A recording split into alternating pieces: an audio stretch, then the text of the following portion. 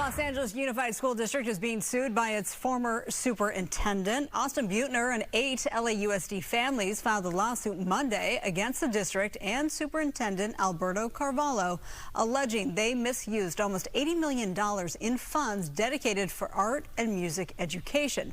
Now, that money appropriated by Proposition 28, it was passed by California voters in 2022 to address underfunding for music and arts, and Buettner is the author of that proposition, Prop 28, and he is here in studio now to talk more about this. So let's just get to the bottom of this. How is LAUSD allegedly misusing these funds, that money that should go to music and art? Sure, the law is clear. I wrote it at my kitchen table with a couple of teachers and a good lawyer. Use this money, the extra money, to hire additional teachers to make sure every kid gets more arts and music instruction at every school. That's what the law says. It seems simple enough. Simple enough, right? Plain language. Everybody understood it. That's why 7 million California voters voted yes, overwhelmingly.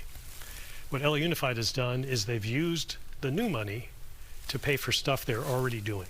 And we got the receipts. There's a memo from Carvalho, Superintendent Carvalho, to the board of LA Unified saying, well, we used the money to pay for existing staff, but that's okay. Well, it's not okay. The law says you have to use the money to add staff. They didn't. So you might ask a simple question. Are there more arts teachers in schools? The answer is no. You might ask a simple question. How about extra art classes? Can you tell us how many extra art classes? They refuse to tell us because I think, again, the answer is no. Really simple test for any viewer, whether they're in LA Unified or elsewhere. Are there new teachers in the school teaching art?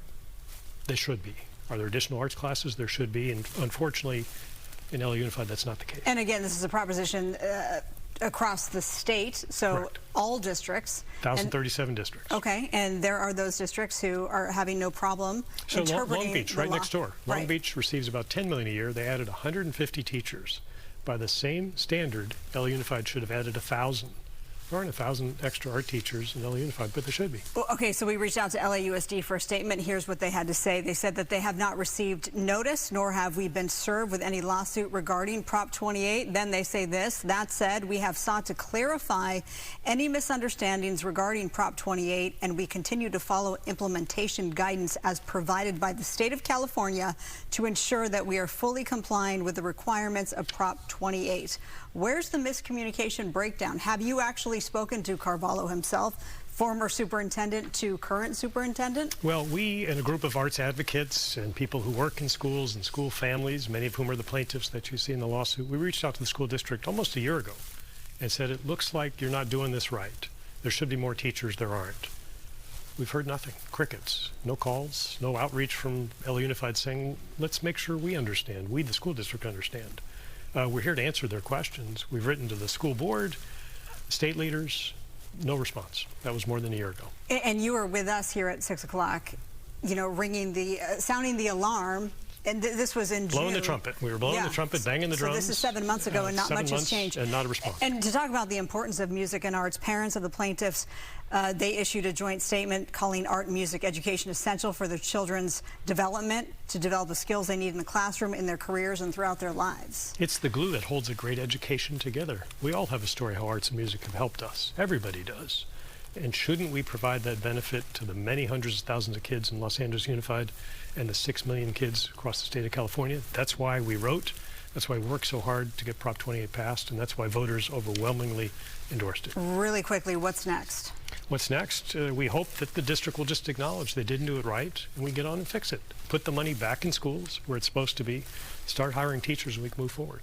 Okay, we'll follow up on that, but I want to talk to you because about the wildfires. You're a direct victim, if you will. You are a Palisades resident. This right here, this is your mother-in-law's home, completely lost in the flames. You have been displaced for what, 3 to 6 months? Right. And it's, you know, it's sad. There are many families who've lost more. We've lost a sense of community. Sadly, some people lost their lives, and that's going to take a long time to recover. But I think there's an increasing sense that so far the recovery isn't going well.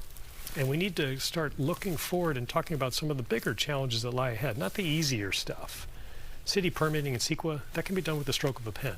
But nobody's talking about how do you get 200,000 dump trucks out of a very small area with debris. That's 1,000 a day over 200 days. We used to be able to clog up traffic with 5 school buses. Now you got 1,000 dump trucks and many more to come back in, plus tens of thousands of construction workers in a small space. Nobody's talking about the fact that you can't get insurance, fire insurance, can't get a mortgage, can't finance any rebuilding. Nobody's talking about the fact that the city may be facing extraordinarily large liabilities, might be looking at a bankruptcy down the road. Now's the time to come together and start looking at those tougher challenges, and probably it begins with something that looks like a Christopher Commission. You know, years ago in Los Angeles, we had this tragedy, and the governor, the mayor appointed a group of civic leaders and experts to say, let's figure out what the truth is. Let's start there. Let's share the truth and the recommendations of those experts with the public so we can rebuild, not on quicksand, but on the facts, so we don't make the same mistakes again. The truth, what a concept, huh? It's a good place to start. It is a really good place to start. Well, we thank you so much for being here, and we'll follow up with the lawsuit soon enough. Thank you.